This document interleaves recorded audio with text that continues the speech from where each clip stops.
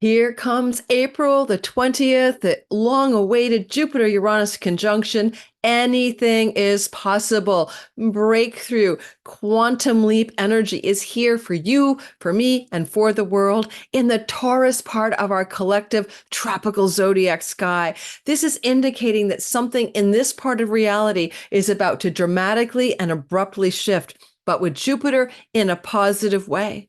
The inception point of a 14-year cycle is starting now. Are you ready? I sure am. I could use some kind of breakthroughs in my Taurus part of my sky as an Aquarius rising. We're going to dive into how this is going to look for you based on your sun, moon, but most accurate rising sign.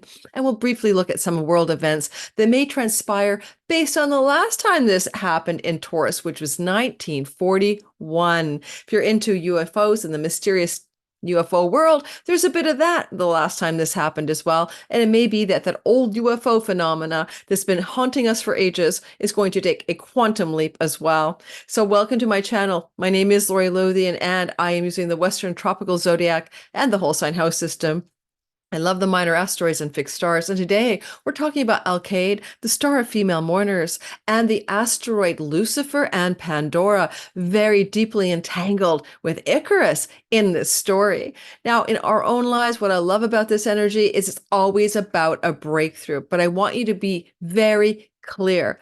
Jupiter, benefic, Santa Claus, good guy, fairy godfather, and Uranus, the sky god with lightning bolts of electricity, like the tower in the tarot. This combination is exciting and exhilarating, dramatic, but it's not happening on the 21st. For most of us, we're not going to have something 20th of April, 21st of April, blast out in our lives. Rather, this is initiation. This is a beginning of a part of your life for the next 13 years and 8 months, you're going to experience a radical shift and directional change. But yes, you will have evidence of it. You'll have the glimmering of that change area of your life as we look through this time of approximately April 15th to even the early first week of May, when this is building and waning, but in orb of influence, and we can feel it generating an electrical current, to say the least. You know, Steve Jobs, the founder of Apple, was born with a Jupiter-Uranus conjunction in Cancer. His whole life was about paradigm-busting breakthroughs in technology, iPads, iPhones, of course, Apple, computers themselves, and how we see the world through the lens of invention and innovation. There's a big energy when Jupiter and Uranus come together, because Uranus is like Prometheus, who stole fire from the gods for his beloved humanity that Prometheus created, by the way. And so there's a sense when we see Uranus, we're looking at the energy of the Promethean fire that can be given to humanity anytime Jupiter, the good guy, guru, expansion, and wisdom meets with the Promethean urge. Let's talk about how this looks for the world, and then that's called mundane astrology or world astrology. And after that, we're going to break it down for your sign. Now, I have done already some videos on this already. I mean, you want to go back and look at the deeper dive one that I did in the month of December. It's in my 2024 playlist, and I'm going to cover material today that I won't repeat from that video. So go look at that. There's 80,000 people who have viewed it, and take a look and see if that interests you to go a little deeper in a new direction or different direction than I will today. Today, I'm really covering the anything is possible in your life breakthrough, with the idea of you stealing some fire from the gods in your own life and bringing that Lucifer story with a twist into the narrative. Lucifer is not Satan and the devil. Lucifer is another story altogether, that fallen angel rule breaker, and we'll get to that.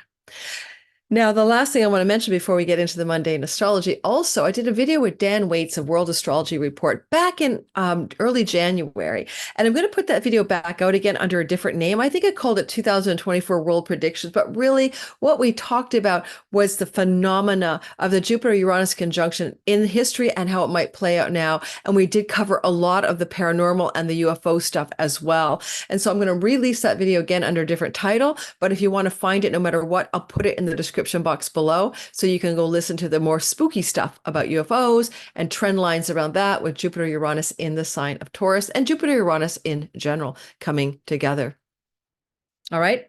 Now, let's just say one thing. Jupiter-Uranus is a synodic cycle. That means that Every 14 years on average, they're coming together in the sky in a different sign.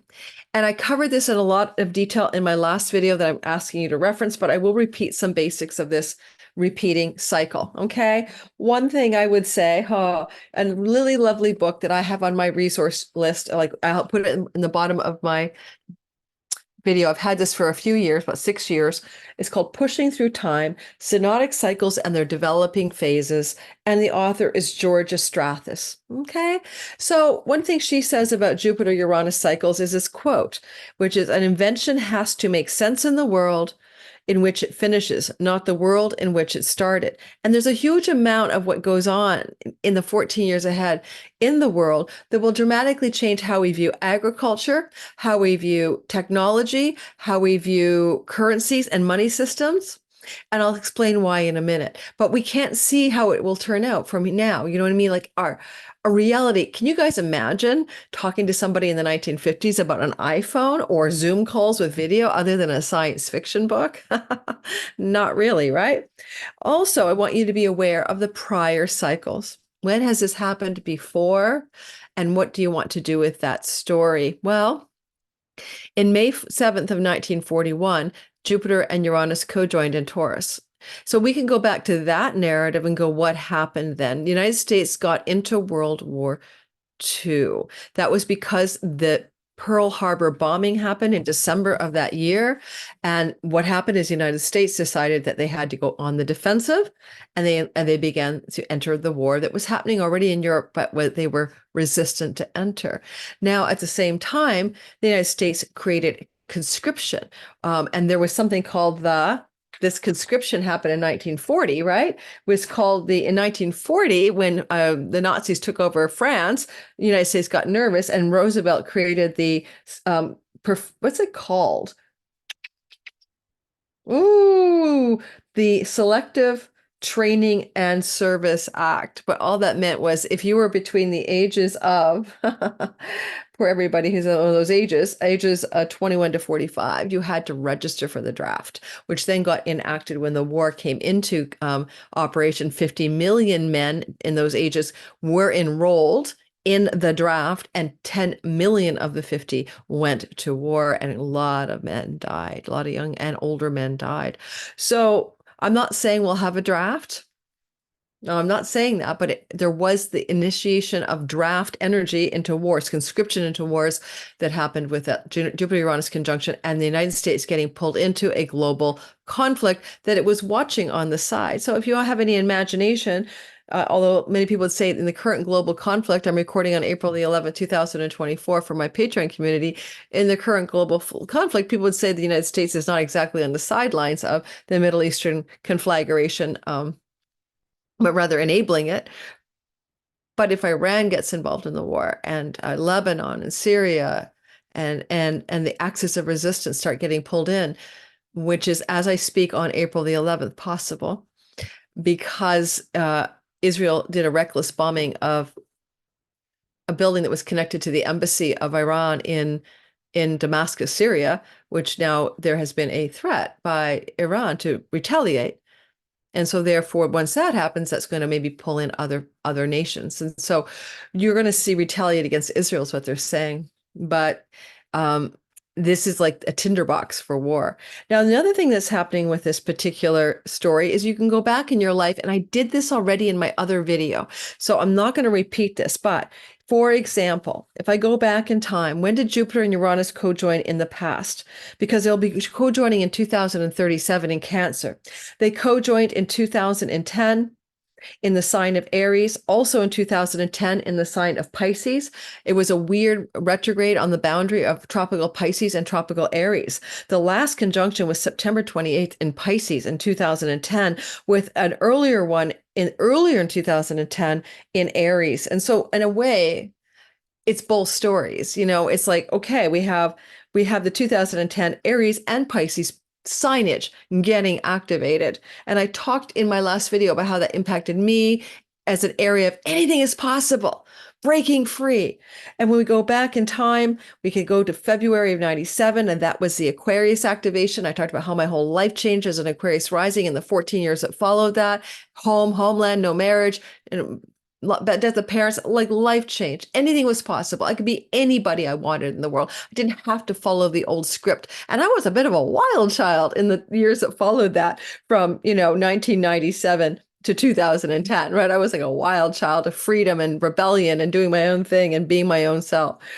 So, you could go, if you're listening to this and you're an Aquarius rising, and try to remember, how was that for you? I'm looking down, I need to look up. How was that for you back then, when you had that initiatory inception of freedom, quantum leap, anything is possible, breakthrough, divine enlightenment, inspiration, rebellion as Uranus? How was that for you between 1997 and 2010? And then Aries and Pisces, how was it for you between 2010 and 2024? Okay, so keep in mind, it's a cycle. Now, Taurians are getting it in 2024 to 2037. If you want to go back further in time even more, go back to February of 1983. It was in Sagittarius. Go back to December of 1968. This conjunction of Jupiter and Uranus happened in Libra. Go back to 1954, and it happened in Cancer. So you see, every 14 years or so, we get a conjunction between the Jupiter-Uranus planetary embodiments, and this keeps telling us cyclical stories, rhythmic cycles, God's clock of areas of innovation, freedom, invention, breakthrough, quantum leaps. Now, there's a downside to this, a fool's gold, like the almost over-rational exuberance, that Greenspan said the markets had at one point. And in any part, stock markets, in any part of your life, this can also be almost like a frenzied overextension of hope. Like anything is possible, but it's not. Like, I can walk in water, just watch me. And you don't walk in water, you sink, right? So you have to be careful. I remember when this was happening for the Pisces cycle, 2010, second house of earnings for Aquarius rising, I got involved in some interesting get-rich-quick schemes. And also I got involved in, kind of the online marketing world, where everything is super shisty and you can get anything you want just by selling it to people with the right pitch, and it didn't work. I wasn't authentically present, and this wasn't my gig. But you might find that, well, anything is possible. Everything is not possible. I just made that quote up. Well, anything is possible. Everything is not possible. And that's one of the downsides of this energy. Now, again, when this conjunction comes into being at 21 degrees and 49 minutes of the sign of Taurus, it's not necessarily on the 20th and 21st of April, depends on where you live, things that are happening that day. But you might get kind of a pitch pipe, beep, beep, everyone sing on key, or a keynote energy, or an inception energy. I say any time between the 15th of April, maybe through to the 1st of May, you'll get a vibe of what's possible. And everything isn't possible, but anything is. All right. I want to mention a couple other little notes. My favorite book, I did this in my last video, I'll do it in this video, is Archetypal Universe by Renn Butler. Now, Renn Butler's Archetypal Universe is a absolute must-go-to book in my view. It's description box below, teacher and friend. And here's what he has to say. I already covered this in my last video. I'm not going to repeat everything I did, but a couple of feelings, themes, characteristics that I'd like you to know about. So a couple quotes from people who are born with Uranus and Jupiter in a condition of, connection to each other in the chart. Hope springs eternal in the human breast, for example, or Nietzsche, or who says that? Alexander Pope. And The Sacred Yes by Nietzsche, Jupiter conjunct Uranus, the sacred yes. Anything is possible, the sacred yes. When the right path opens, there is no hesitation. You are enthused and experience an absolute abundance of yes. Caroline Casey, an astrologer, and Failure is Impossible by Susan B. Anthony. And you can have genius, brilliance, epiphanies, awakening, quantum leaps. Now, quantum leap is a word that comes from physics, has to do with a quantum jump of an electron, orbiting, atoms, electrons, I think, changing their state of being suddenly and abruptly. So sudden, abrupt changes of state, the way things are and the way things become happen with sky god Uranus. Now, I find it interesting that the conjunction, because I'm going to show you the chart in a second, is at 21:49 minutes of the sign of Taurus. Because if you had 2 and a 1 and a 4 and a 9, you're going to get a number, right? And that number is going to be 16, which is the tarot in the tarot card, the tower in the major arcana. And that means of some measure of shock and awe and sudden and abrupt and declarative lightning bolts of change are coming for the world. In the Taurus part of the sky, which rules agriculture, money, currencies, real world things, of course, art, the art world belongs to this. It is Venusian. Taurus belongs to the planet Venus. Venus rules beauty and art. She rules sensuality and pleasure, especially in Taurus. She also rules fertility. Do you guys remember that 1941, add the 14 years to 1954, was the beginning of the baby boomer boom? After the war, a lot of babies were born. So a boom in fertility may come to the world as a result of this, a boom of birth. That would be interesting. We're pretty crowded here. Now, I'm going to take a look, a quantum leap in the birth rate. I'm going to take a quantum disruption in the birth rate, which is my other concern based on certain unsafe and ineffective protocols in the last few years. But what I'm going to tell you now is a Sabian symbol, which we round up to 22 degrees of Taurus. What is a Sabian symbol? It's one of 36 degrees of the zodiac having a channeled message connected to it from Elsie Wheeler, who channeled these, I think, in the 1930s already. And people make like a Zen koan, you can make meaning of it. So flipping from my book, The Sabian Symbols, A Screen of Prophecy by Diana E. Roche, what she has written down for Taurus 22 degrees is white dove over troubled waters. I love the white dove over troubled waters because I think it could be the beginning of the end of this particular war situation in the Middle East. Because as well as this being in the sign of Taurus, which is Venus ruled, and she rules war when she's in her morning star iteration, which she is right now, and in Aries, the sign of war. But Jupiter-Uranus is a breakthrough and a change of state. A change of state of affairs is to get out of the damn effing war. And on top of that, when not on the 21st of April, not necessarily, but pay attention to war change stories then. But at the same time, there is a particular star called the star of female mourners sitting on the moon, which is at 29 degrees, an anoretic and turbulent degree of Virgo at the time of this conjunction, in a flow to the breakthrough, change of state, abrupt change of state of maybe war. And so the star Alcate of female mourners is about catastrophes and challenges in the world that create women crying, women wailing, women mourning. Well, if you don't have female mourners in the Gaza Strip, right? Where else could you have them? Women have lost children, families, entire families, fathers, parents. Women are mourning. Women are mourning. And this is maybe a breaking through of an abrupt change of state around the mourning of female mourners.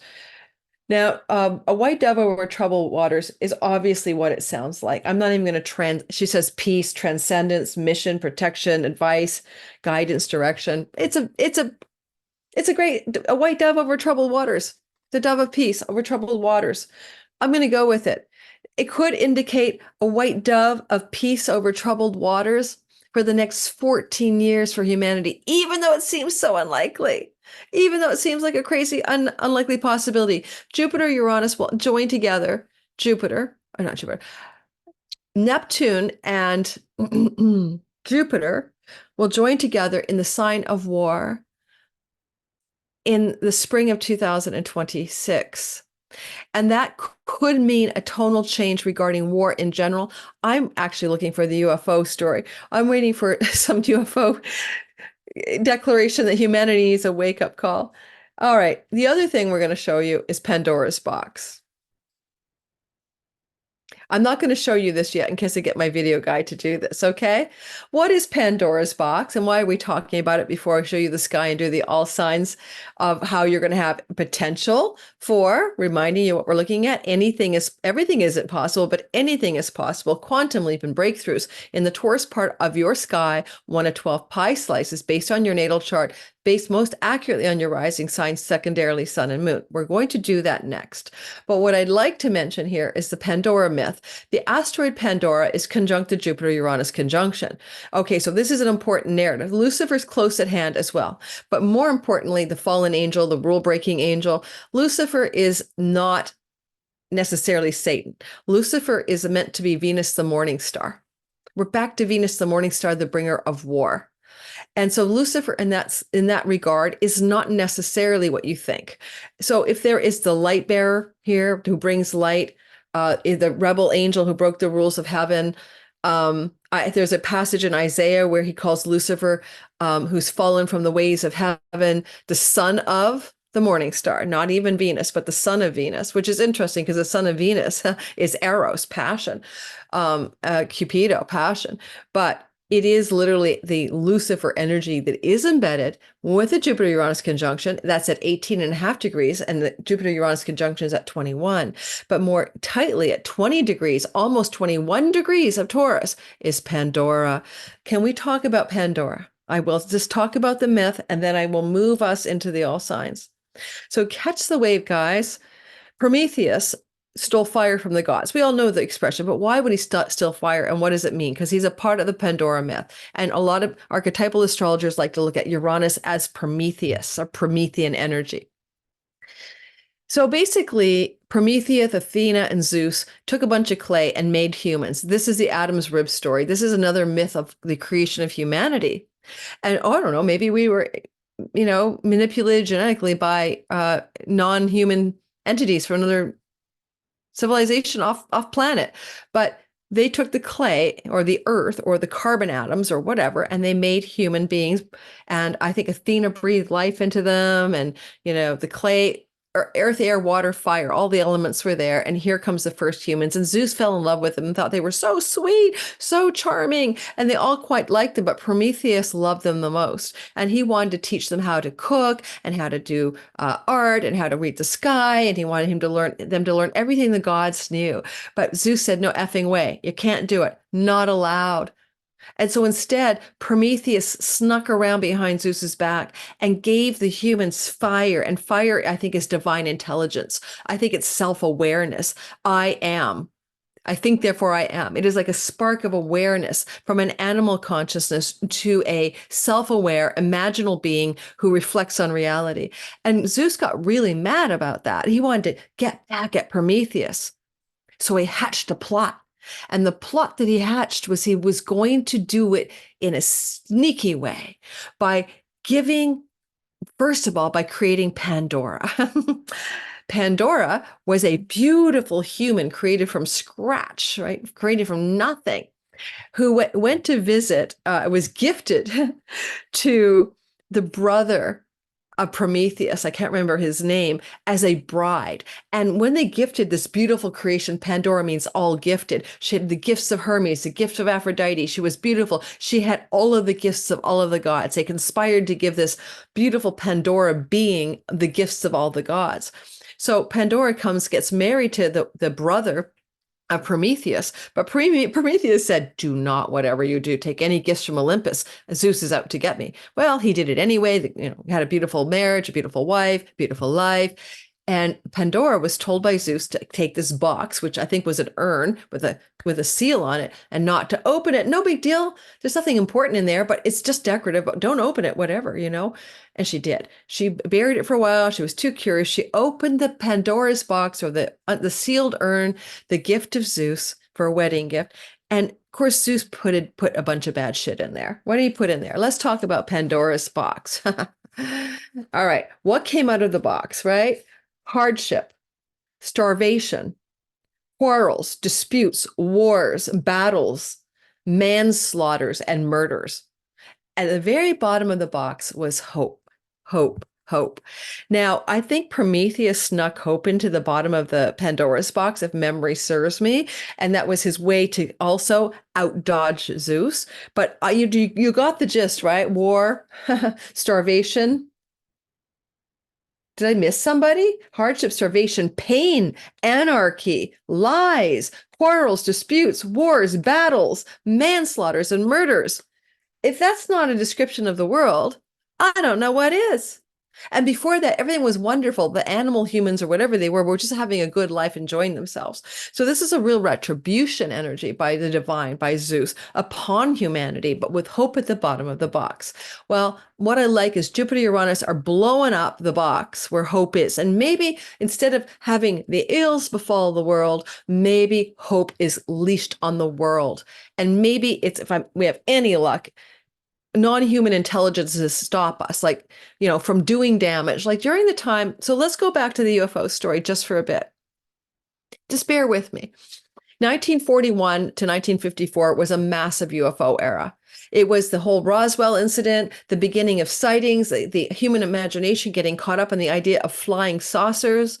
All right. But that was also the time when the nuclear bomb was being created and used against Nagasaki and Hiroshima. But also, you can imagine if there are any off-worlders watching over humanity, they're thinking to themselves, these guys are going to blow themselves up.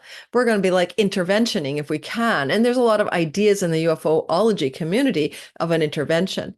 Now, there is this other thing going on, right? In the UFO world right now, which has to do with disclosure. There's all this leaks by the government. Oh, yes, those tic tacs are happening. And there really is something going on. And a lot of people pretty well suspect that this is a controlled information disclosure plan. For what?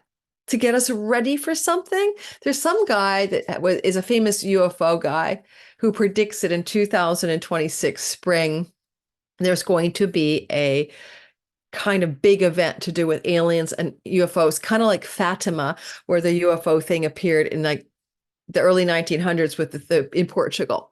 And a lot of people think that was not a apparition of the Virgin Mary or whatever, but rather it was a UFO event.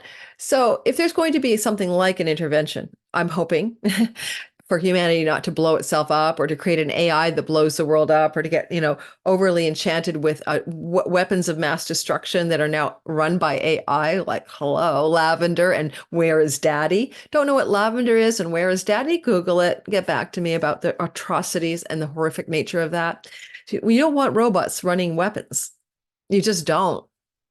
You really don't. Because the magnitude of out of control and things that could go wrong cannot be overstated. So, yeah.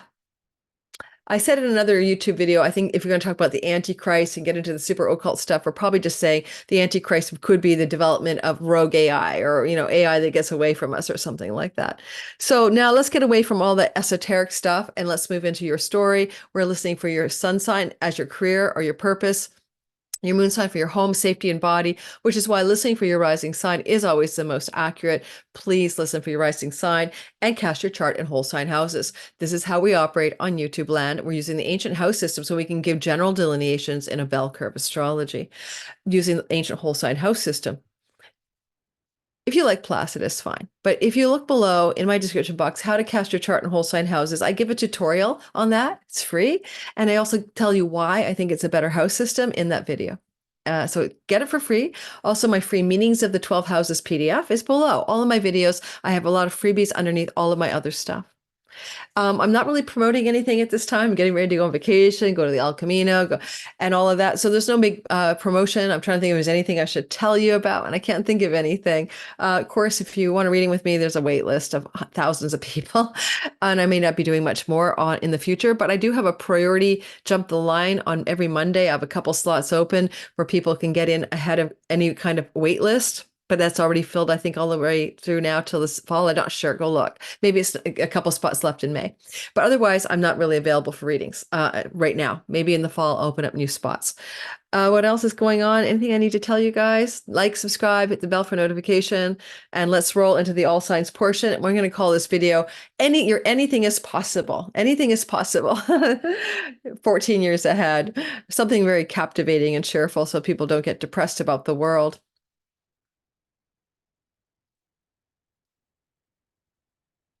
Now, oh, that's not the sky. I don't think I'm showing you that. What am I showing you? Oh, yes, I am.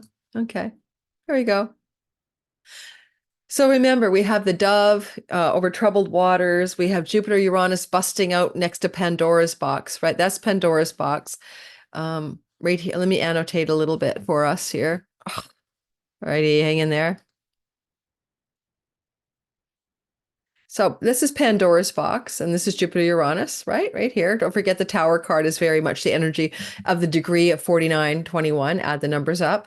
And over here is Lucifer hanging out. He's embedded. That's Icarus. I've been talking about a world leader falling for power for a long, long time. When this Jupiter-Uranus conjunction happens, Icarus, falling, melting wings, leader, sun, is happening close to Joe Biden's moon and also Prince Charles' moon. So again, those world leaders are falling from the sky, and we know that. So what are you going to do about it? Joe's tossing the election for some reason, trying to bribe people with a debt, young people, eliminating more student debt. But, you know, he's lost the plot line, he's lost the thread, and the younger people of America and the Muslim vote, of course, he's lost the votes. The uncommitted vote is a protest vote, and it will throw the election towards Trump. And I bet you Tulsi Gabbard will be his running mate. I will be doing videos on the election as we move closer to the election.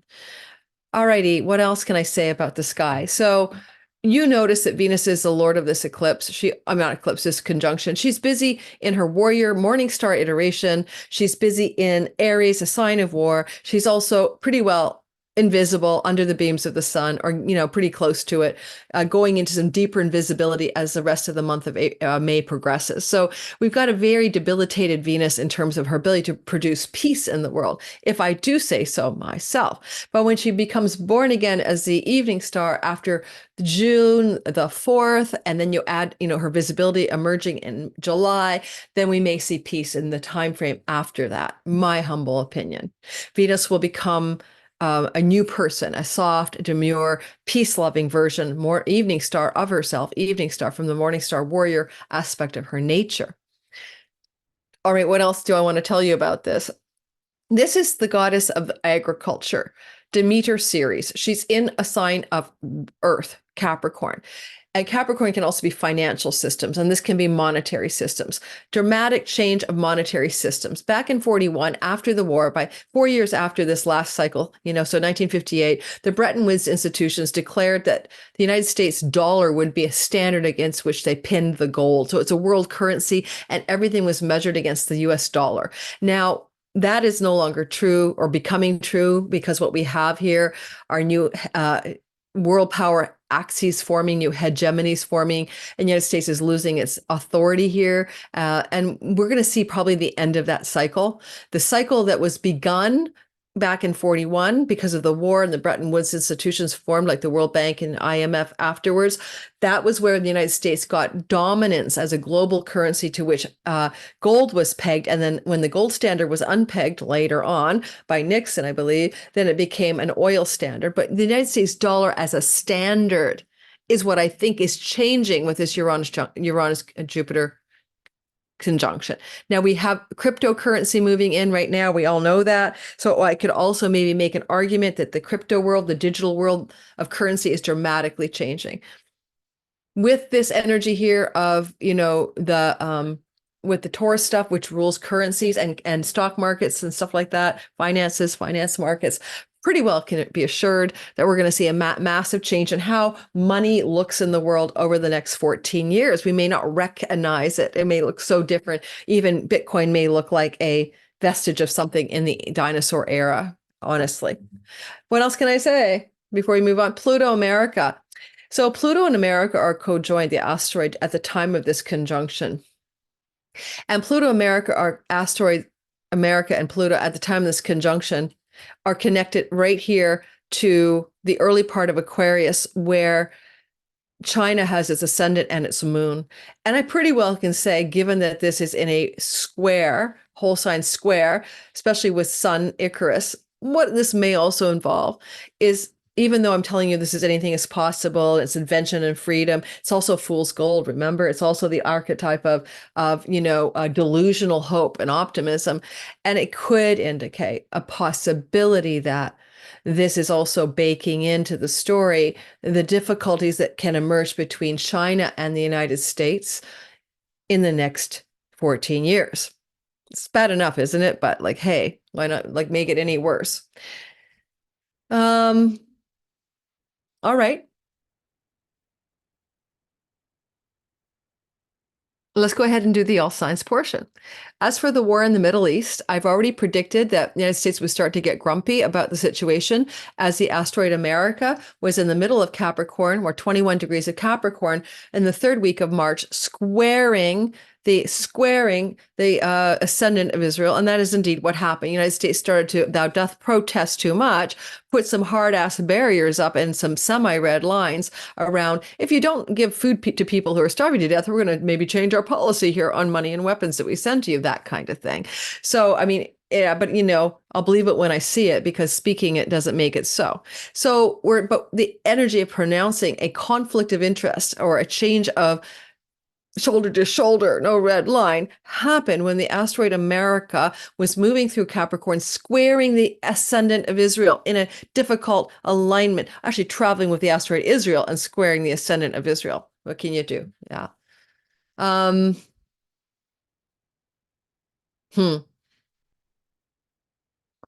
All right. This is a Jupiter-Uranus conjunction in the house of the labor force of the United States of America. This is the sixth house of the worker bees. What happened in 1941? Everybody, does anyone have any ideas? In 1941, from the Sibley chart perspective of the USA being a Sag rising, 1941 to 1954, industry, manufacturing, the weapons manufacturing industry, probably the beginning of the military industrial complex, but it put people to work. Women went into the workforce. This is Venus, women in the workforce, men were off to war.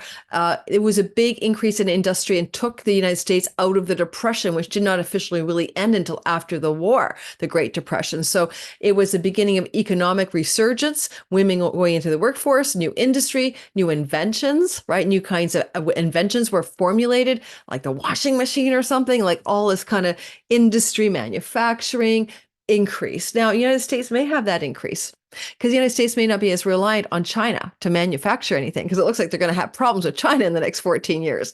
So it's like, it's like make America great again, again, again, again. Donald Trump. Or it's something like, I'm Canadian, guys, or it's something like, made in America. There's a desire to have a resurgence of homegrown manufacturing, industry, labor force affluence and increase. It looks like that could be happening. Some people think a universal basic income may come from this with Pluto and Aquarius. Could be that as well, because AI can take out the need for any of us to work over the next 14 years, a potential outcome.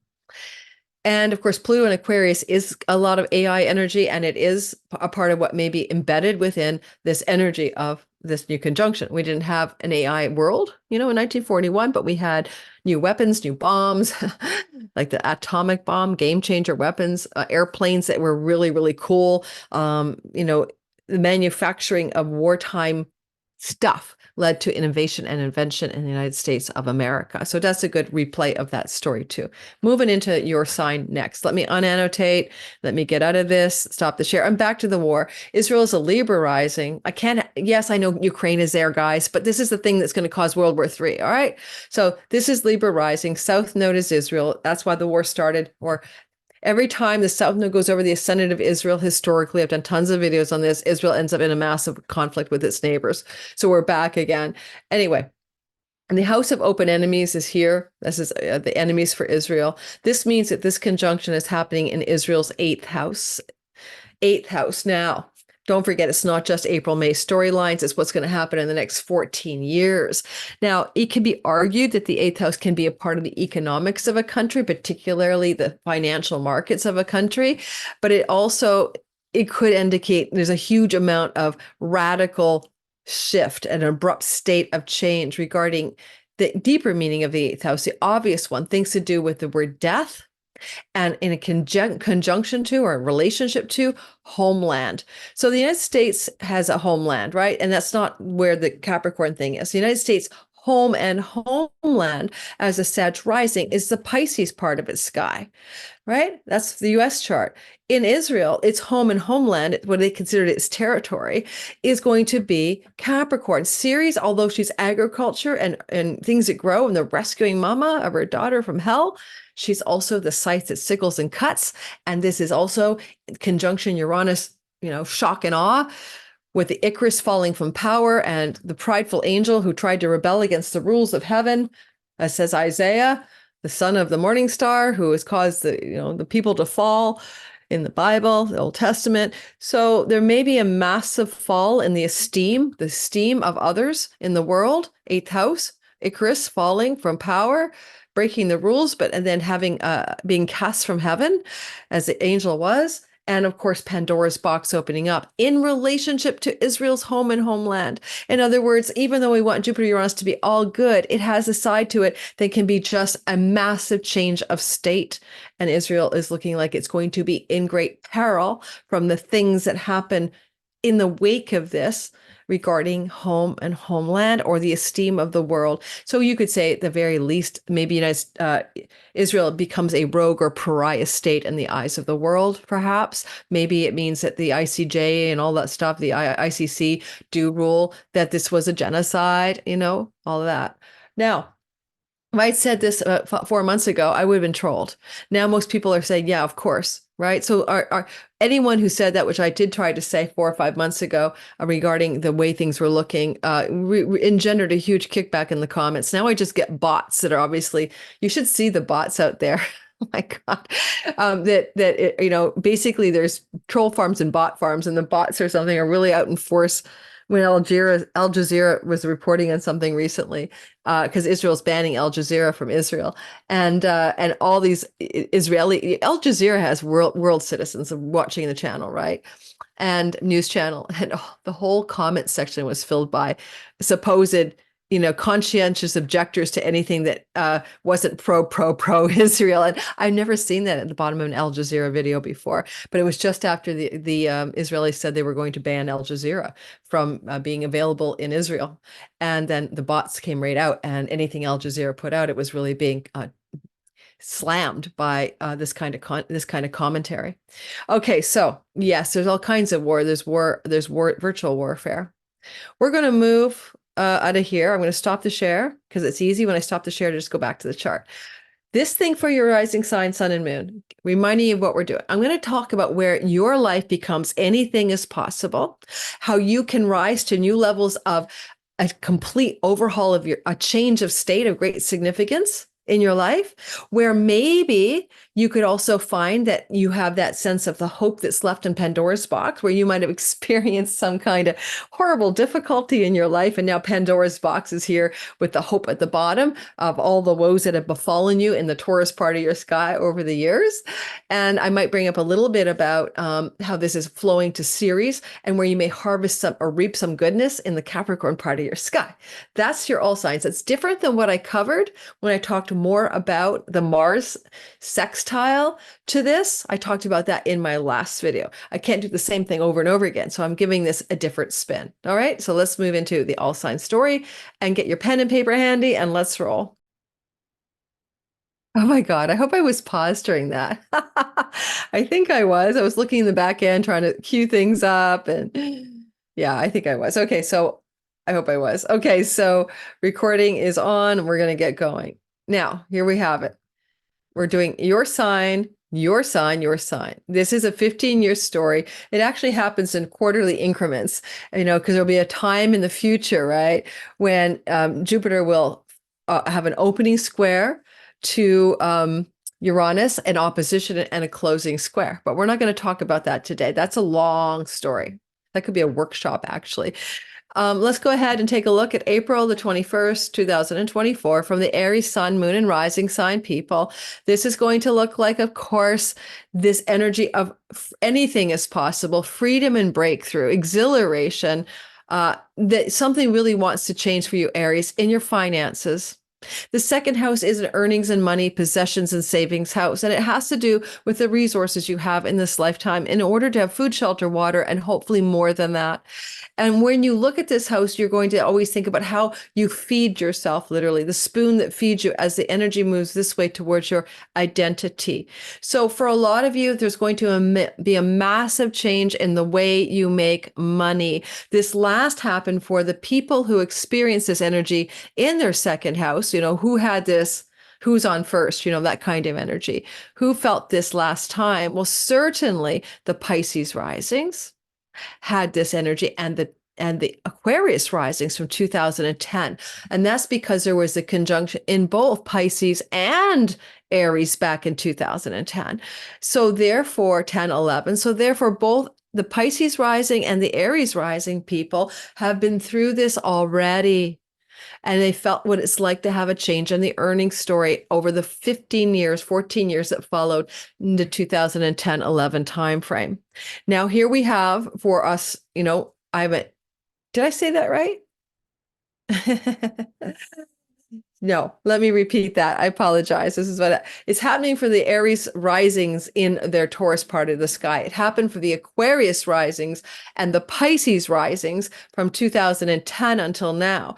Both those signs, Aquarius rising and Pisces rising, had the experience of dramatic changes in their earnings because there was two conjunctions of Jupiter-Uranus back then, one in Aries and one in Pisces. In fact, the second one was in Pisces when Jupiter was retrograde. So I'm saying both of those signs have felt the earnings changes already. Okay, now here come the Aries rising and then Sun and Moon secondarily. It's all about the money, honey. Where you may have been feeling like a dove, of peace over troubled waters, maybe that's being soothed out, and all of the hardships that might have befallen you from Pandora's box in your finances, you're finally feeling the surge of hope. Now, freedom and breakthrough and invention and anything is possible in your money story over the next 14 years doesn't feel too shabby. And if I can say as a sun and moon in the sign, I have a moon and sun in Aries, I'm really excited by that. Let me tell you, looking forward to that energy in the next 14 years.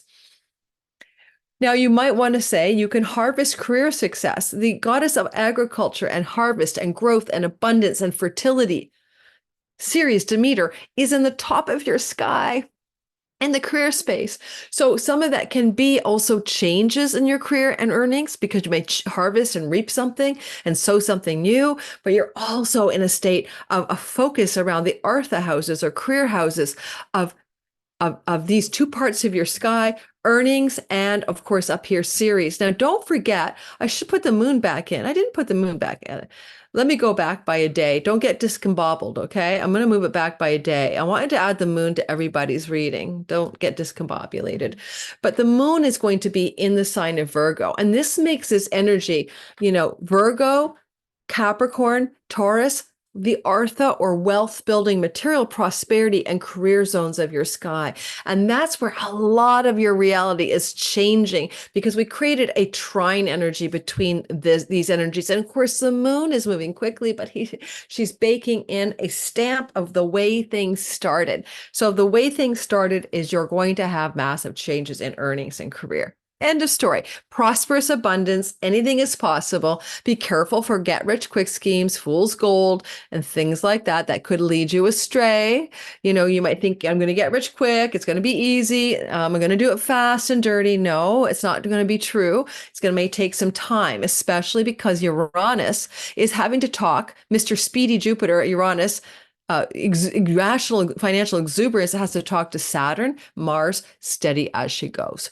Right? Incremental change, perseverance and discipline, maybe bringing in some of that perseverance and discipline from 12th house places, foreign tourists, foreigners, and foreign income.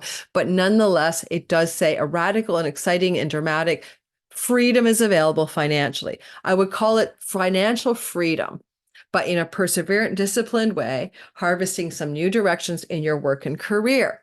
Now, I have to put something on my feet or turn the heat up. Let me figure that out. It is icy effing cold. Excuse me, in my office.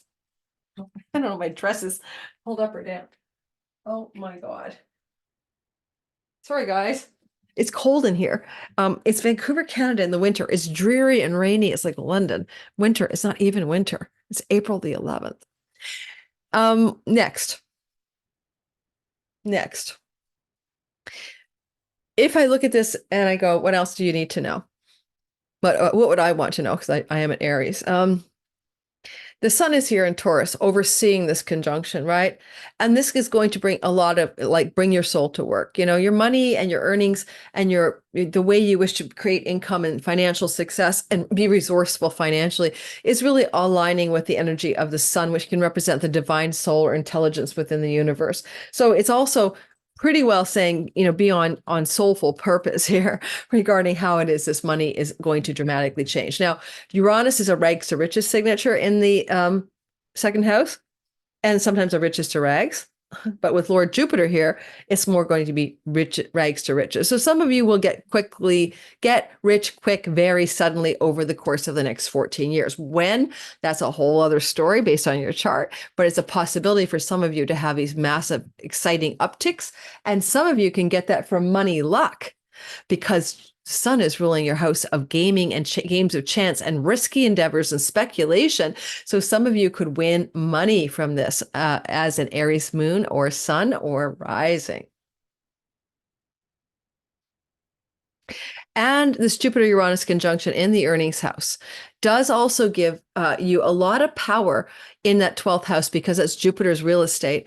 And Mars is saying, some of you might want to move abroad or have some kind of international flavor to how this money earnings thing picks up. 12th house matters. Or some of you might be very charitable with your wealth and help the underprivileged and underserved, displaced peoples of the world because of the Mars-Neptune spiritual warrior flowing to this abundance that you may experience in the next 14 years from this conjunction.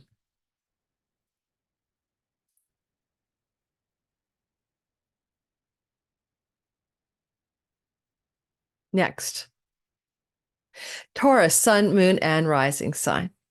So in your sky, Taurus, this is a 12th house. This is a first house action. You are the first house. You are the pilot of your ship. The steering wheel's in your hand. You're looking at what you want in life out across the horizon of all 12 houses in your natal chart.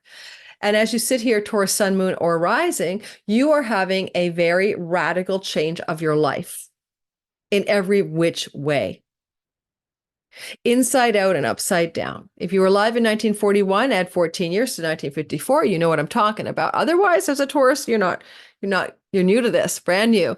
This kind of radical reinvention of self, as I mentioned, has happened to other signs already. I mentioned the dates already, 1997 for the Aquarians, that kind of thing. The Pisces Aries folks also got a big hit back in 2010, 11 because of that rare combo conjunction. And now here comes Taurus. Now, Taurus, this is you having some kind of electrical shock of identity change, hopefully not just like, oh, I'm a man, I'm a woman, I don't know what I am. I'm a them, they, him, her. There's a huge change of identity that can happen. You think you know who you are, but now you're going to reinvent yourself. We could call for you Tauruses, this is the reinvention signature, but it's dramatic and exciting, exhilarating, and freedom energetic. You may not know what the full Monty is of this reinvention, but any place in your life where you've had troubled waters, you haven't had inner peace or peace, life has felt like a Pandora's box of woes, but thank God there's hope at the bottom of the barrel. Any place where your wings have melted as you've fallen from your own sky, those archetypes are in a turnaround story. This is a turnaround story. You are turning yourself around.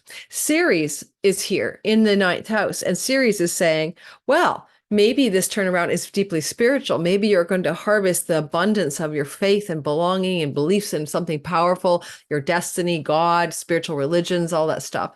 Or in the 9th house of God, Ceres may be offering some support for you to really move into your stream of Dharma, your life's purpose, because the Dharma houses 1, 5, and 9 are activated. And this is about what your deepest purpose is and how you want to move into alignment with it. And with the sun in Taurus at the same time, this is ever more true. With this energy flowing through these houses, you are working on your alignment with purpose. And it is an energy that supports the focus here with support from Lord Saturn and, of course, from Mars, Neptune, spiritual warrior, in what is going to be likely looking like an expansion of your physical career gains, financial expansion in your career over the next 14 years as you redefine who you are and move into a greater alignment with purpose. Some of you Tauruses with this Mars in your 11th house, right, where it's Jupiter's home, may have a very profound change of your dreams and goals for your life and how that 5-year, 10-year plan that you thought was so valid, and this is what you're going to do, is going to dramatically change. By the way, the 9th house flow is also courts and book publishing and academic environments. And that's going to be very successful for you as well, if that's anything you want to consider in the next 14 years, because Ceres is helping you be fruitful up there at the top of the sky. Now, because you are in a situation where this conjunction is connected to Venus in your 12th house, I would say it's also very powerfully able to liberate you from any self-undoing, self-addiction, bad habit pattern, especially with Chiron Venus energies there, end of a wound around self-sabotaging actions and habits and addictions as well, breaking through in the sky. With the sun co-present with this conjunction, which does not always happen, the sun is the ruler in the sky of Leo, right? Always Leo. And that's your home, property, land, and real estate. And some of this reinvention of self is going to also quite significantly reinvent your relationship to home and homeland and property and real estate and land and legacy wealth. Some of you may become radically redirected towards purpose by inheritance monies over the course of the next 14 years, where perhaps you're looking at life through what I want, not what I need, because you're not living life through a financial story. You could sell a property, real estate sales, big money coming in, inheritance from family of origin, especially father figures, big on your radar over the next while. Lastly, just for some of you, baking that moon into the 5th house can be about parenting, motherhood or parenthood. For some of you, looking at becoming a father or a mother in the next 14 years as well, or a grandparent. Okay, father, mother, or grandparent, big stories for Tauruses because of Ceres here in the next 14 years.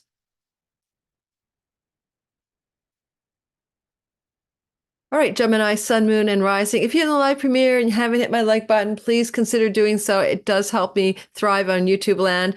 And the algorithm loves the like button. And then when you love the like button, I love the being a channel provider of content, because then I grow, right? So it's kind of a nice feedback. All right, Gemini, sun, moon, and rising sign.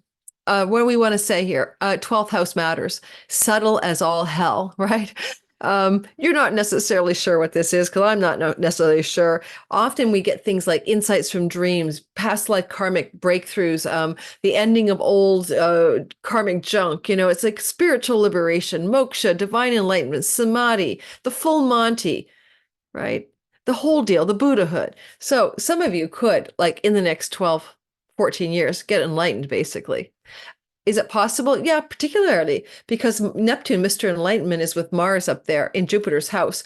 If you're going to get enlightened, you might even pull out of a hat, I'm going to tell the world about it. I'm going to be a spiritual warrior, expert authority in my enlightenment. Not all of you will get enlightened. Some of you will just have very profound breakthroughs around addiction, self-undoing, self-sabotage, 12th house matters.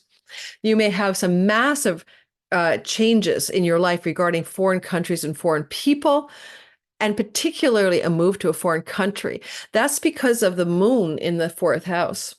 Mama, moon, and home and nest flowing to a far-off foreign shore of the 12th place means that some of you will, in the 14 years that follow this conjunction, pick up and move to another place to live other than your natal country of birth.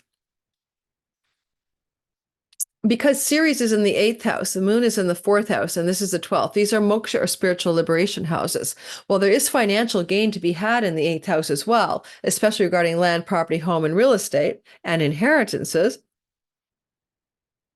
This is also deeply spiritual. This is a story about getting you to divest from the worldly ways and move into a more connection to divine truth and wisdom. And that's going to be a very powerful narrative over the next 14 years.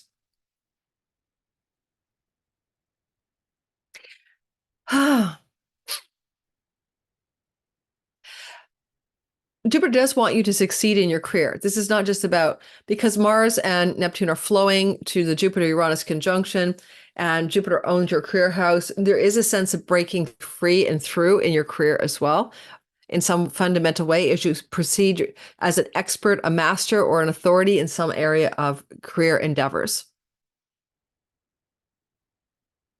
And with the sun embedded within this matrix of the Taurus narrative, you may find that your writing projects, your online world, your travel, your learning and teaching environment are also quite highlighted as a part of the significance of this conjunction now, that you may indeed be doing lots of travel and also lots of writing and or lots of social media land stuff or lots of connection to neighbors and neighborhood storylines. Okay, keeping that in mind. That's because the sun rules the Leo sky and it's in the collaboration up here. And if you've had a hard time getting out of some lockstep of difficulty and you feel like it's been troubled waters in the 12th house, that's usually when you're just your own worst enemy. It doesn't have to be an addiction. And now you're going to break out of those self-sabotage habits and patterns for good, breaking out of that matrix of karmic sludge, family and ancestral curses, past life vows of chastity and poverty, things like that. You're busting out, okay? Now, let's keep going. Cancer, sun, moon, and rising sign. What happens is that you have a very powerful Jupiter in this conjunction, right? This is because this is his house of his joy in traditional astrology. He is with Uranus and he's giving you freedom and anything is possible. And it's happening in a very lucky house called the House of Good Spirit. So it's a very sweet spot. It flows to you in a nice way to your ascendant or sun and moon. And you're going to like this. This is going to be a next 14 years in which you feel lucky, oh, so lucky. And there's luck for you. There's also expansion of your friends and larger groups of social networks. There's also great excitement of new kinds of social groups and belonging.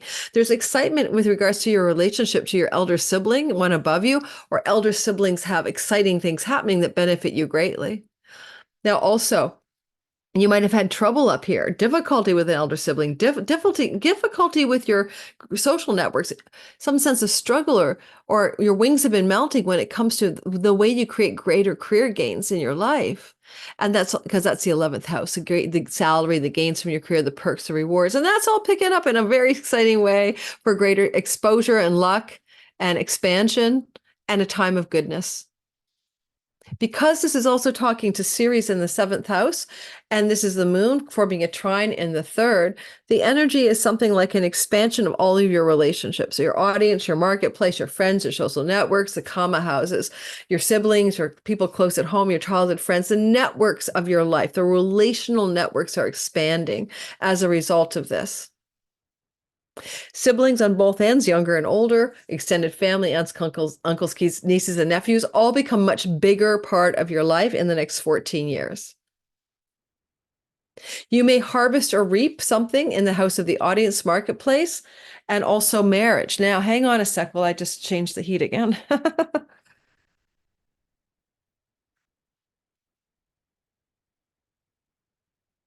Also, if you're in a bad relationship or the relationship's no longer right for you, just say, it happens to sometimes we don't go forever with one person. I mean, Ceres is like the Grim Reaper here. She's cutting or ending, but it's to your benefit to break free of a significant long-term committed love story if that story is the wrong one for you. And the Jupiter-Uranus conjunction can indicate exhilarating freedom by breaking free from some kind of longer-term love commitment.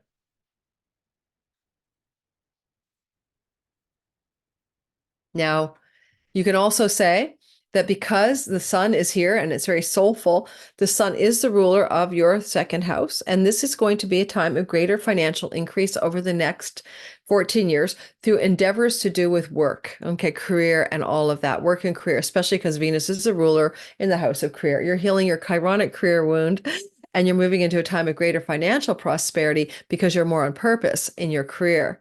I mean, Mars, Neptune, and Saturn are in the house of your dharma and purpose, flowing to this.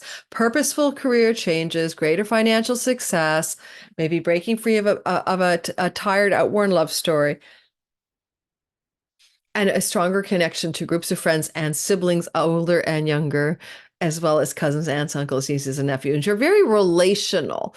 And certainly, movement makers, Martin Luther King, Maria Montessori, all have Jupiter natally in the 11th house. You might become a movement maker. You may incite a movement, move the masses in the course of the next 14 years.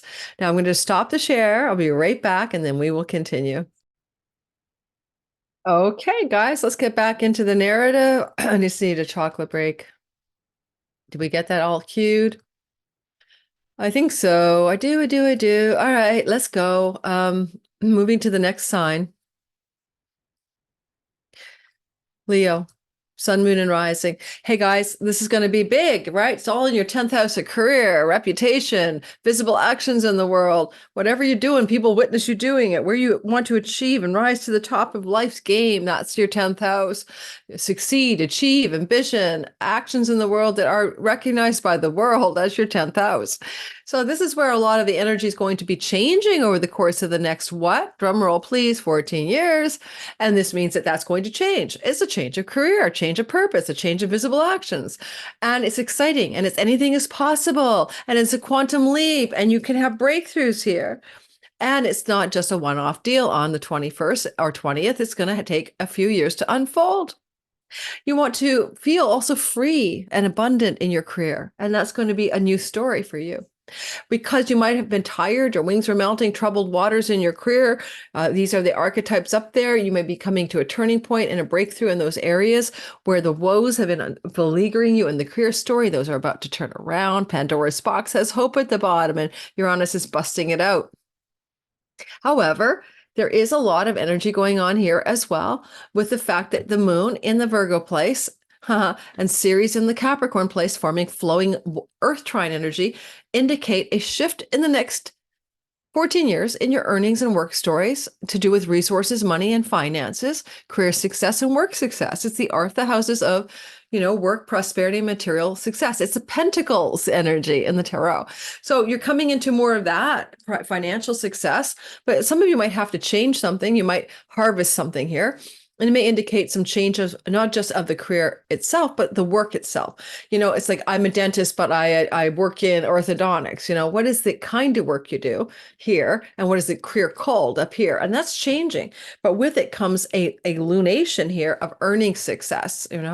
More money is coming your way, as this is a waxing moon in your house of earnings. There is an increase of money and earnings in your story.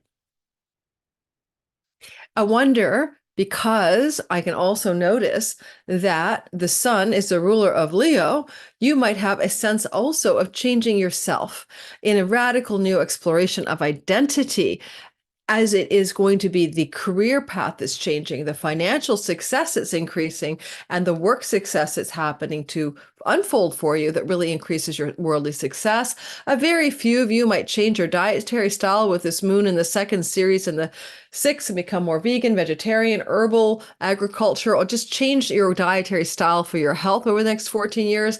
And that also increases your vitality and radiance and how you shine brightly at the top of the sky, because you probably have more energy, you feel better, and you look better. So those kinds of themes for a lot of you Leos as well. I mean, you could become the boss, the top dog, the big wig in your career path. You could rise to the very top of a mountain of career success in the 14 years that follows based on this particular alignment. Mars and Saturn are flowing to this part of your sky from the 8th house. That can mean you're going to rise in the esteem of others, be valued by the world, but also increase your long-term monies and finances for sure. Both 2nd and 8th house monies are indicated, increasing your savings, your 401ks, your investment monies. This is a very prosperous way for you to move, but through the career success and work success comes the prosperity in the next 14 years.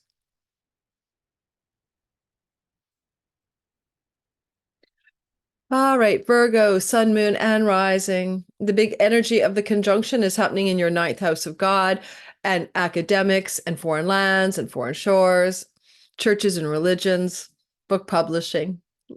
Dharma, what's the meaning of your life? In fact, this whole thing is going to ask you that question in the 14 years ahead. How am I here to do something meaningful? What's the point of it all? What do I believe is true about God? How can I align myself with my truest calling? What am I here for? These are things that preoccupy Virgos over the next 14 years. But you're having some kind of anything is possible in the 9th house. Anything is possible. I can go to Harvard. Anything is possible. I can live in another country. Anything is possible. I could start a new religion. So you could do anything. not everything, but anything is possible in your ninth house. And if you've been feeling stuck there, like, I don't know, higher education is hard. Book publishing, you want to get a book publishing, you can't get it, nothing's working. You want to win in court matters and nothing's happening. You've been stuck. Things are, I don't know, bridge over troubled waters, dove over troubled waters, Pandora's box is here. There's a breaking free of some of those hardships over the next difficulties in the ninth house over the next 14 years. And you got some support from Mars and Saturn in your seventh house with Neptune. So support from your marriage partner, support from significant others in your life, support from your clients and audience and marketplace, so that applies, in order for you to have this kind of breakthrough to greater meaning and purpose in your life. At the same time, I don't mind Ceres here. This can be very much a fertility energy for some people. And therefore, some of you Virgos will have children or grandchildren, especially grandchildren with Jupiter in the ninth house. But children or grandchildren are a big narrative in your life over the next 14 or 15 years, whether you're a female or a male, whether you're an egg bearer or non-egg bearer. Oh my God, well, how do we get so weirdly politically correct? Anything else? The sun is embedded in this, new start, fresh start, freedom, anything is possible in your ninth house. And the sun is the ruler of your 12th house of foreign places, foreign lands, and foreign entities, and money from those places. And some of you may therefore go to school in a foreign country, for example, go off to university in a foreign country, or move to a foreign country as a result of this narrative. And that move may be connected not just to you, but to a marriage or significant other in your life. Libra, sun, moon, and rising sign. Hey guys, what happens here is you've got this Uranian Jupiter freedom. Anything is possible, rebel yell in your eighth house of chunky money. Now, that is money from inheritances, and Jupiter here is an inheritance transit since last May till the end of this month of May. And so it could be indicating that you're going to have an inheritance, not just by the end of May, but a major financial upswing, major freedom in your finances through some sort of bequeathment, especially with Ceres in the fourth house. Can be a grandparent, representing a grandparent here, but there is a bequeathment energy here. That basically also allows you to be debt free for some of you. Now, if it's not a bequeathment, because not everyone will have that in the next 14 years, then maybe what I'm looking at here is also energies of spiritual breakthroughs to do with your letting go of your ego, divesting your egoic consciousness. This is a moksha liberation story, or getting deep breakthroughs, spiritual breakthroughs in terms of non-earned income, royalty income, passive money, severance packages, chunks of money coming at you, that you don't earn directly as a salary over the next 14 years.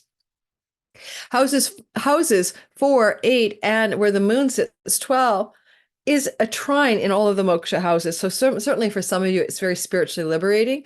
For some of you, though, because the moon is in the house of far off lands and foreign places, you may move to a foreign country in the course of the 14 years that follows. You may also find yourself connected to money or inheritances through females in your family of origin line in the next 14 years, including mother and mother figures. So your work life is here, and Mars in your work and health house is looking at with Saturn at this in a fond way. You're increasing your financial success in the work house and the debt house, paying off debts. But you also may do something about that as a kind of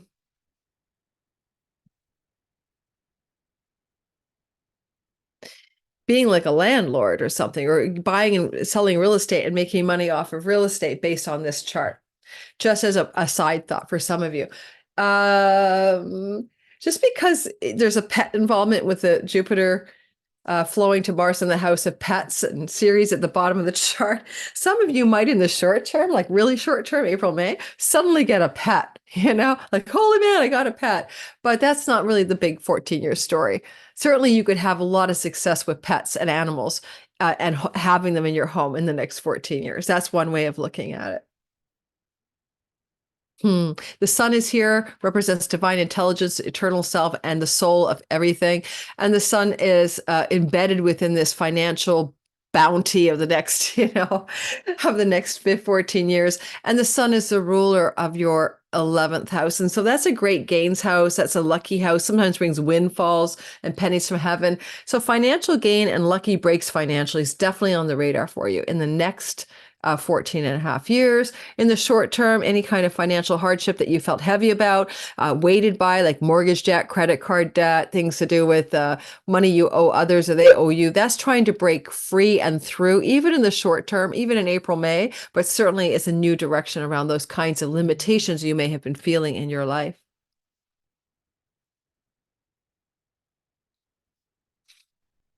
Scorpio, sun, moon, and rising. Yay, my son's a Scorpio rising. There's a lot of shock and awe in the house of marriage here. This is positive because Jupiter-Uranus is anything is possible, hope and optimism and faith and, super good stuff. And so for the most part, we would say you're going to have a lot of thrival in marriage, audience and marketplace outreach, significant business type partnerships are a place of success for you in the next 14 years.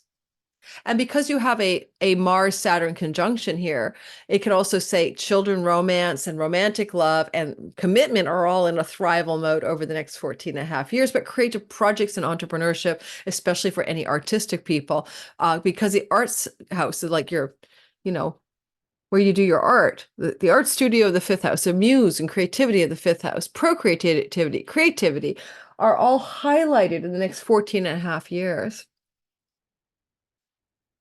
If you want to be entrepreneurial or creative, you might have the best run of your life in terms of entrepreneurial success or artist and creativity success in the audience marketplace. Because your significant other is here, it can be they're having a major breakthrough after a time of Pandora's Box, the woes that they've been under. There's hope left in the box. Their wings have melted. They tried to rebel as Lucifer, but they fell out of heaven. So where there's been all this kind of hardship for your partner in some area of his or her life, if you have a partner in life, a love partner, then this means a breakthrough turnaround for them as well. You got the houses lit up here of 12. Oh, no, not 12. Let's go back a day. Got the houses lit up of 11, 3 and 7 relational houses, karma houses. What do you want? What do you desire? But who do you want to be with? These are your relations to self, one and many, one and one, and all that stuff. So one within yourself even. So relational energy is big. You're expanding your marketplace, your audience, but you're also expanding your friendship groups and circles as well, especially with the moon in the 11th house, which is waxing, getting bigger, larger influence, larger social influence, larger fame, larger connection to larger groups of people. Now you may be harvesting some kind of fruitfulness in the 3rd house to do with writing, online world, social media, virtual neighborhoods, and neighbors. Some kind of fruiting there for harvesting, abundance, fertility, growth, agriculture. It's really good if you're in the online world, especially if you're an artist or creative or writer, any of those things. The sun is embedded in the 7th house of other people, and the sun is connected to your Leo sky, which is your career. There's a great deal of shift around, exciting developments with your audience outreach that change and significantly change or alter the direction of your career because of what's going on in the next 14 years.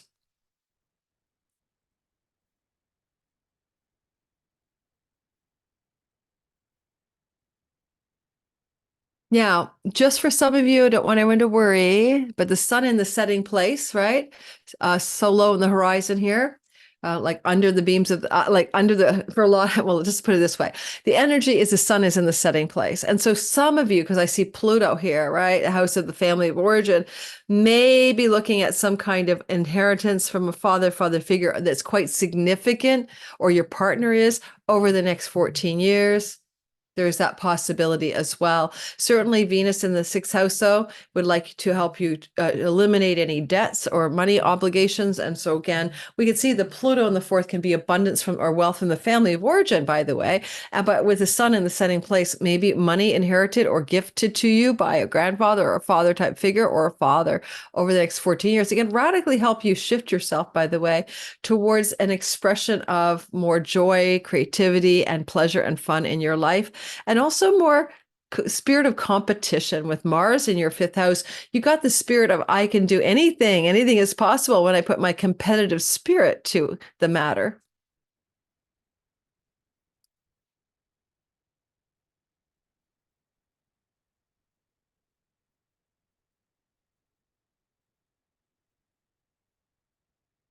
Hey, Sagittarius, Sun, Moon, and Rising. Guess what?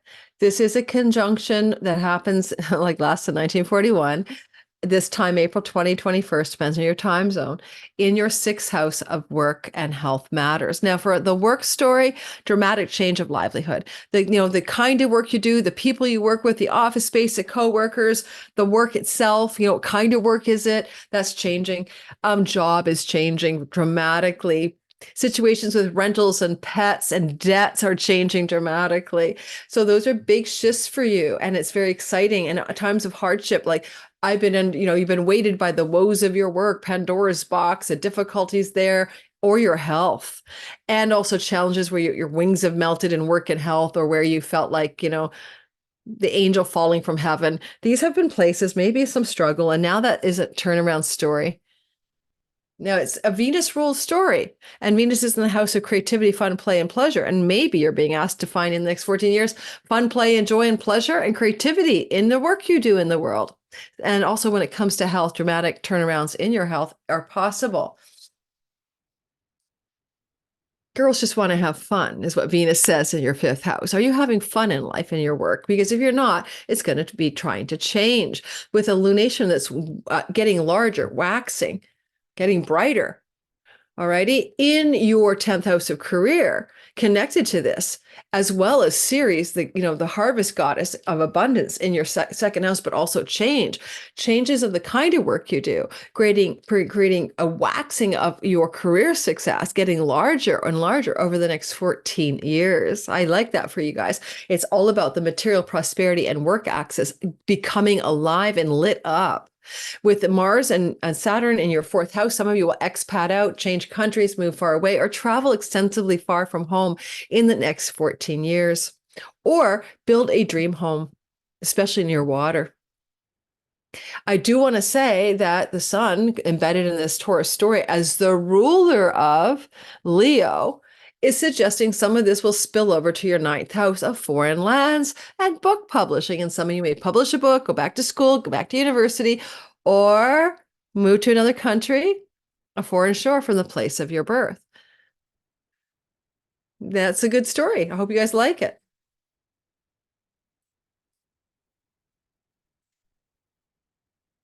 Hey, Capricorn, Sun, Moon, and Rising. So this is angular, right? It's square. Not square. It's flowing to you from your fifth house. Yeah, it's a good thing for you guys. You like the vibe. Now, it's a romance house. And if you've been low on romance and it's been a hardship or a struggle and you've fallen from the sky and it felt like the woes of the romance world were upon you, then romantic love can pick up. Sexual and romantic love can take off over the next 14 years, but also creativity, enthusiasm, inspiration, fun, joy, play, pleasure, things to do with fertility, having children. This is an increase, having grandchildren, especially with the moon in your ninth. A lot of Cappies are having grandchildren over the next 14 years, but also children if you're young enough. And your creativity, your procreativity, and your inspiration are on the rise. You're going to find that you have breakthrough, new insights, inventive ideas. You're able to harness your natural talents and gifts in the world and really use them in a joyful way, where maybe you've been felt stuck there. What is my creativity? What are my natural talents and gifts? These are fifth house matters. Where is my muse? I don't hear her. And now she's going to wake up and come to life for a lot of you Capricorn people. Now, if you're single, of course, maybe it's the beginning of an amazing 15-year run, 14-year run of some incredible romantic love. It's possible that commits itself, even because the moon is the ruler of the house of commitment.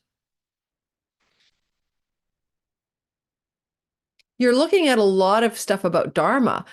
Ceres is what do you need to cut away, harvest, or release from yourself so that you can move into a more purposeful alignment. With the moon in the ninth, you might become a professor, go back to school, become an author, write books, publish books, become a coach, guide, or mentor.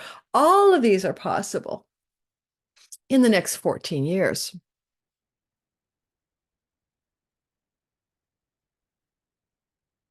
The sun is the ruler of Leo, the chunky money house, the stock market investments, the money from your inheritances.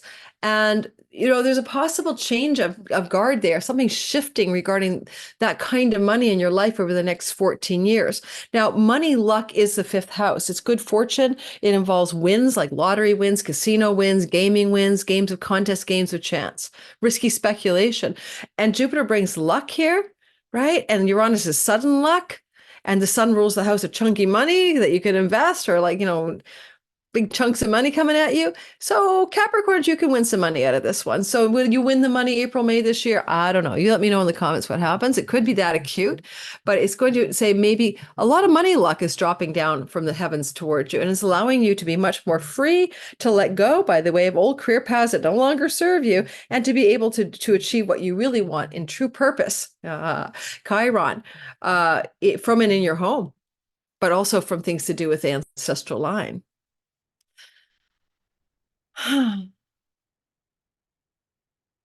Jupiter rules your house, the 12th house of foreign lands. North Node is in the house, is the fourth house. Just some of you, of course, not everybody will move to a foreign country, but some of you may move to another country over the next 14 years. Okay, just keep it in mind. Mars likes to travel. Mars is a big journeyer, lots of travel as he flows from the house of travel and trips.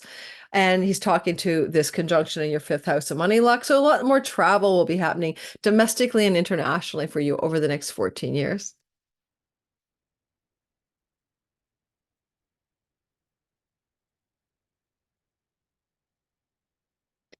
Aquarius, sun, moon, and rising. I am one of you. This is a story that we are going to experience as a fourth house matter. Now, we've had Uranus in our fourth house since 2018, and it's been like a lot of home changes and upsets.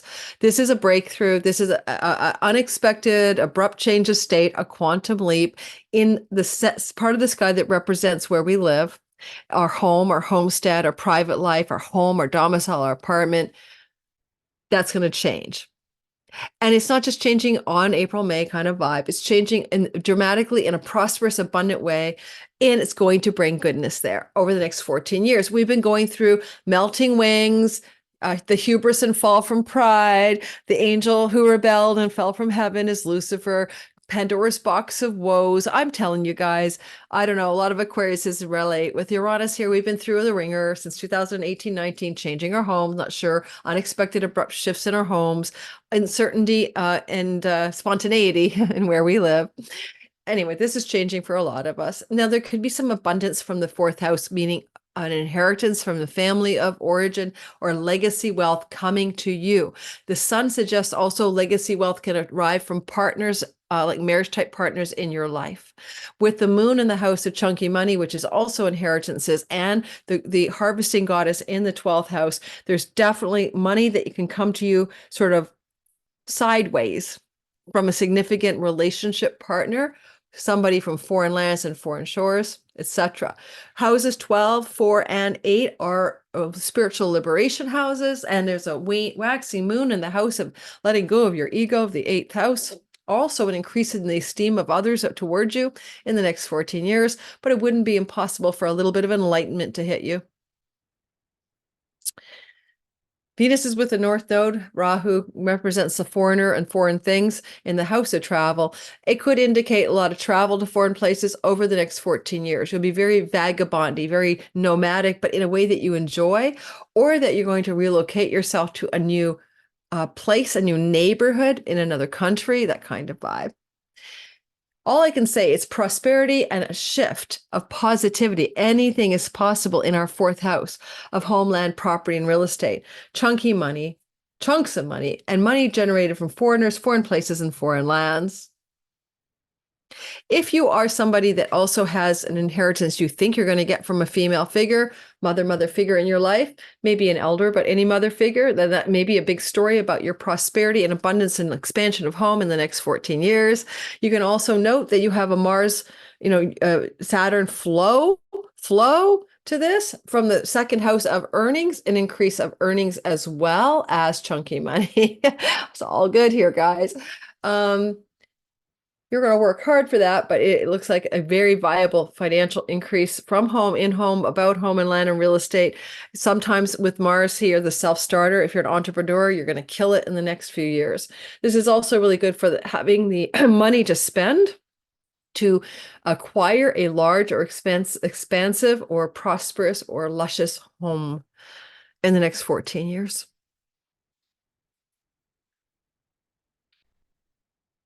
And yeah, that's about that. All right, I think this video is really long. I think I've been in this office for a dog's age.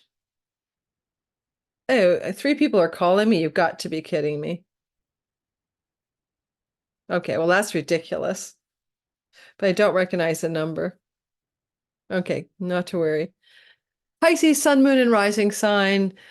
Basically, you're looking at your third house being highly activated for the first time in your life for 14 years, starting this third week of April. And it could be massive changes of neighborhood, of your online social media world, of your writing projects, a big abundance in anything as possible with sibling relationships, especially younger, massive shifts regarding things that do with what you wish to communicate and new ideas that you come up with. And third house matters is often very local, the fishbowl in which you swim. Adam Ellenbus. What is the daily life like? How do you do your daily life? I get up, I take a jog, I go to the store, I do this, I commute. That kind of environment, the daily, is going to dramatically change for you. Oh my gosh, it's going to be like, wow, that's different. I'm not doing anything like I've done before. This just feels like completely brand new for me. So you're doing a major change of the daily life and the patterns of your daily life over the next few years. It's very exciting for sure.